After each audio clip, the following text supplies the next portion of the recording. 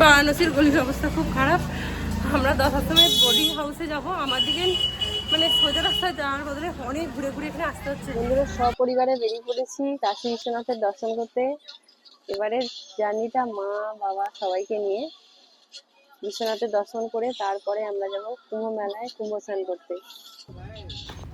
বন্ধুরা, আমি প্রয়াগরাজে মহাকুম্ভে মৌনী অমাবস্যার সময় সাই স্নানে গিয়েছিলাম, কিন্তু সেই সময় প্রচণ্ড ভিড়ের মধ্যে পড়তে হয়েছিল। তাই ঠিক করেছিলাম যে পরিবারের সকলকে নিয়ে সাই স্নানের দিনগুলো ছাড়া অন্য দিনে গিয়ে মহাকুম্ভে পুণ্যস্নান করে আসব। সেই মতোই 7ই ফেব্রুয়ারি মাঘী পূর্ণিমার পুণ্যস্নানের আগে বেরিয়ে পড়লাম প্রয়াগরাজের ত্রিবেণী সঙ্গমের উদ্দেশ্যে। পথে ঠিক করলাম যে বাবা বিশ্বনাথের দর্শন করে তারপর যাব প্রয়াগরাজ। তাই তৎকাল টিকিট কেটে হাওড়া থেকে ধুন এক্সপ্রেসে করে রওনা দিলাম বারাণসীর উদ্দেশ্যে।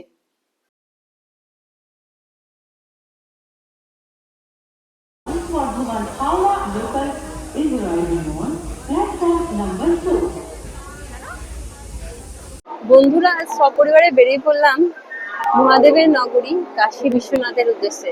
আমাদের ট্রেনটা 13009 ধুন এক্সপ্রেস, যেটা 8 নম্বর প্ল্যাটফর্ম থেকে ছাড়বে। বাট এখনো তন্দুলা এক্সপ্রেস 8 নম্বর প্ল্যাটফর্মে দাঁড়িয়ে আছে। তন্দুলা এক্সপ্রেস বেরিয়ে গেলে তারপরে ধুন এক্সপ্রেস আসবে, তার জন্য আমাদের কিছুক্ষণ এখানে ওয়েট করতে হবে। এখন ঘুরতে বাজে সবে 7:35 আর আমাদের ট্রেনটা ছাড়বে 8:25-এ।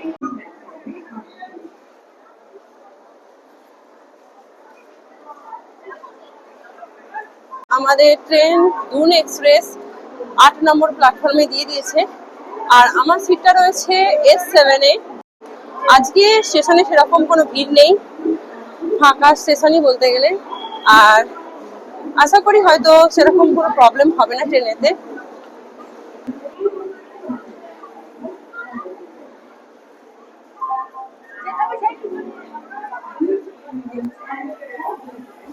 আমাদের যাওয়ার ডেট ছিল 8 তারিখ, কিন্তু আমাদের 8 তারিখে কামরূপ এক্সপ্রেসের যে সিটগুলো ছিল সেগুলো কনফার্ম হচ্ছিল না, ওয়েটিংয়ে ছিল। তাই আমি 6 তারিখে ভোরবেলা গিয়ে স্টেশন থেকেই তৎকাল টিকিট কেটেছি। তাও আমরা 5 জন যাচ্ছি, কিন্তু 5 জনের মধ্যে 4 জনের সিট কনফার্ম পেয়েছি আর একজনের পাইনি, সেটা ওয়েটিংয়ে টিকিট কাটা আছে, সেটাই অ্যাডজাস্ট করে যেতে হবে। আমাদের সিট পড়েছে 2টো লোয়ারে আর 2টো মিডল বার্থে।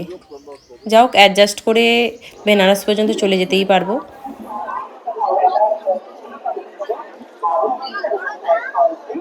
বন্ধুরা আমাদের ট্রেন এখন হাওড়া স্টেশন থেকে ছেড়ে বেরিয়ে যাচ্ছে। পাক্কা টাইমে ট্রেনটা ছেড়েছে। এখন দেখা যাক যে রাস্তায় কতটা গতিতে চলে ট্রেনটা।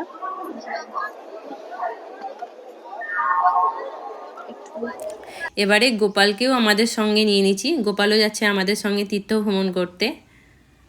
হাওড়া থেকে বারাণসী যাত্রাপথে মোট 30টা স্টেশনে হল্ট নেবে এই ধুন এক্সপ্রেস, আর এটা ফার্স্ট স্টপ দেবে শ্রীরামপুরে। যেভাবে 8:50 আর ট্রেন এসে দাঁড়ালো শ্রীরামপুর স্টেশনে। ঘুরতে বাজে 10:15, ট্রেন এসে পৌঁছালো বর্ধমানে। এখানেও স্টেশনটা অনেকটাই ফাঁকা, ট্রেনটাও ফাঁকা আছে। দেখা যাক সকালে কি হয়।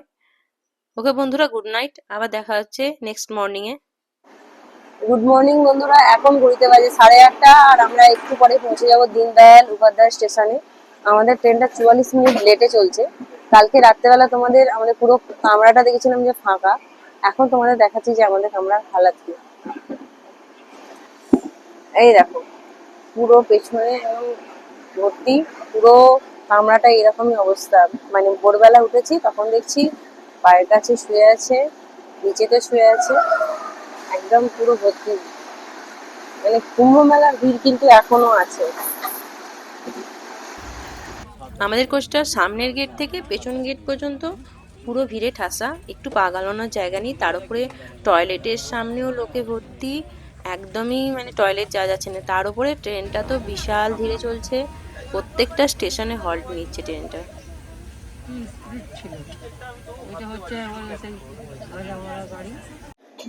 আমাদের ট্রেনটা এখন ঢুকছে দীনদয়াল উপাধ্যায় স্টেশনে। 10 মিনিট আগে ট্রেনটা ঢুকিয়ে দিয়েছে।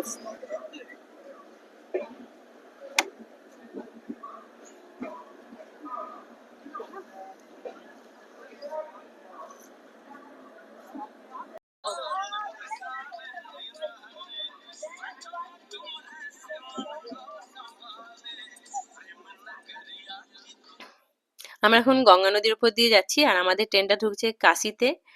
দূরে দেখো নমঘাট দেখা যাচ্ছে আর নিচে অজস্র বোট, নৌকা, লঞ্চ চলছে। হর হর গঙ্গে। বারাণসীর আরেক নাম কাশী। পুরাণে আছে স্বয়ং দেবাদিদেব মহাদেব এই কাশী নগরী সৃষ্টি করেছিলেন, তাই কাশীকে বলা হয় মহাদেবের নগরী। আর এই কাশী নগরীতে কিন্তু সবার আগে মা পার্বতীর নাম নেওয়া হয়, তাই বলা হয় ওং নমঃ পার্বতীপতে হর হর মহাদেব। 12টি জ্যোতির্লিঙ্গের মধ্যে একটি জ্যোতির্লিঙ্গ হলো কাশী বিশ্বনাথ। চলে এলাম কাশী স্টেশনে, এরপরেই বারাণসী।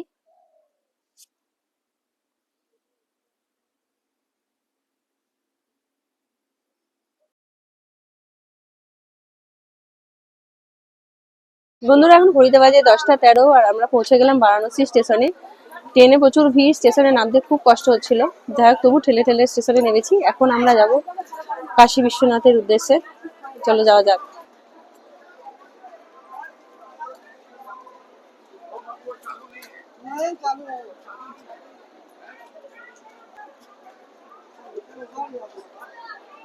বন্ধুরা বারাণসী স্টেশনের বাইরে বেরিয়ে অটো ধরে নিলাম। আজকে অটো গধুলিয়া মোড় পর্যন্ত যাবে না, যাবে বেরিয়াবাগ পর্যন্ত, কারণ যেহেতু সবাই কুম্ভ মেলায় এসে সবাই কাশী বিশ্বনাথের দর্শন করতে আসছে, তাই পুলিশ মানে গধুলিয়া মোড়ের 700 মিটার আগে ট্রাফিকে দাঁড় করে দিচ্ছে। মানে বেনিয়াবাগ থেকে টোটাল গাড়ি একদম বন্ধ করে দিচ্ছে। একমাত্র ভোরের দিকে মানে গধুলিয়া মোড় থেকে গাড়ি পাওয়া যাবে। আমি অটোর যে ড্রাইভার ওনার সঙ্গে কথা বললাম, উনি বললেন 7টা পর্যন্ত গধুলিয়া মোড় পর্যন্ত গাড়ি যাচ্ছে। 7টার পর থেকে কিন্তু আর মানে গধুলিয়া মোড় পর্যন্ত কোনো অটো বা গাড়ি অ্যালাউ করছে না পুলিশ। তাই অগত্যা আমাদের বেনিয়াবাগ পর্যন্তই যেতে হবে, তারপরে হেঁটে যেতে হবে। ট্রাফিক জ্যাম দেখো বন্ধুরা, প্রচুর ট্রাফিক জ্যাম।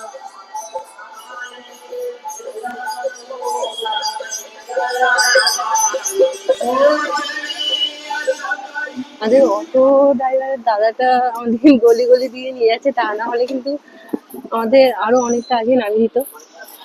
মানুষের গলি গলিতে মন্দির। বন্ধুরা নেমে পড়েছি, এবার এখান থেকে হেঁটেই আমাদের যেতে হবে দশাশ্রমেধ বোর্ডিং হাউসে, যেখানে আমাদের রুম বুক করা আছে। অবস্থা খুব খারাপ, তোমাদের দেখাচ্ছি। বারাণসীর গলিতে শুধু ভিড় দেখো। অনেকটা হেঁটে আসার পর তবে পৌঁছালাম গধুলিয়া মোড়ের কাছাকাছি, কিন্তু সামনে মনে হচ্ছে যাওয়া যাবে না। তোমাদের দেখাচ্ছি বাইরের কন্ডিশনটা দেখো, পুরো ব্যারিকেড করে দিয়েছে, এখান দিয়ে কাউকে যেতে দিচ্ছে না, একদম পুরো জনজোয়ার। বুঝতে পারছি না যে কোন দিক দিয়ে আমি যাব। তোমাদের একটা কথাই বলবো যে কুম্ভ মেলা আর শিবরাত্রি মিটে যাওয়ার পর তারপর তোমরা বেনারসে এসো, নাহলে প্রচুর ট্রাফিক জ্যামে পড়বে এবং ভীষণ ফ্যাসাদে পড়বে। বেনারসের গলিতে যে একবার ফাঁসবে, এখান থেকে বেরোনো তার পক্ষে খুব মুশকিল হয়ে যাবে। বুঝতে পারছি না যে কোথা দিয়ে যাব। বারাণসীর গলির অবস্থা খুব খারাপ। আমরা দশাশ্রমেধ বোর্ডিং হাউসে যাব, আমার দিকে মানে সোজা রাস্তায় যাওয়ার বদলে অনেক ঘুরে ঘুরে এখানে আসতে হচ্ছে। মানে অলি গলি শুধু ভিড়ে ঠাসা। তোমাদের একটাই কথা বলো, কুম্ভ মেলা মানে স্নান করতে এলে কুম্ভ মেলা দয়া করে এই সময় বেনারস এসো না, তাহলে কিন্তু প্রচুর প্রবলেমে পড়বে। প্রণাম।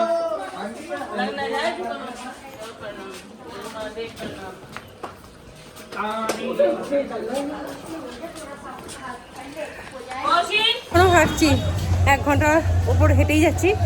বাঙালি টোলায় এসে পৌঁছে গেছি, আর একটু গেলেই পৌঁছে যাব আমাদের যে দশাশ্রমেধ বোর্ডিং হাউসে বুকিং করেছি সেখানে। অবশেষে পৌঁছে গেছি দশাশ্রমেধ বোর্ডিং হাউসে। মানে এত ঘুরতে হয়েছে, মানে পৌঁছাতে পারবো সেটাই ভাবতে পারিনি। তবে এখানকার পুলিশ আর্মি অফিসাররা অনেক হেল্প করেছেন, ওনার দিকে রিকোয়েস্ট করতে ওনারা রাস্তা করে দিয়েছেন, নাহলে হয়তো পৌঁছাতেই পারতাম না আজকে। বন্ধুরা, আমি বারাণসীতে এসে কোথায় থাকলাম আর কোথায় কোথায় ঘুরলাম সেটা জানতে গেলে অবশ্যই তোমাদের আমার নেক্সট ভিডিওগুলো দেখতে হবে। এখনকার মতো টাটা, আবার দেখা হবে নেক্সট ব্লগে।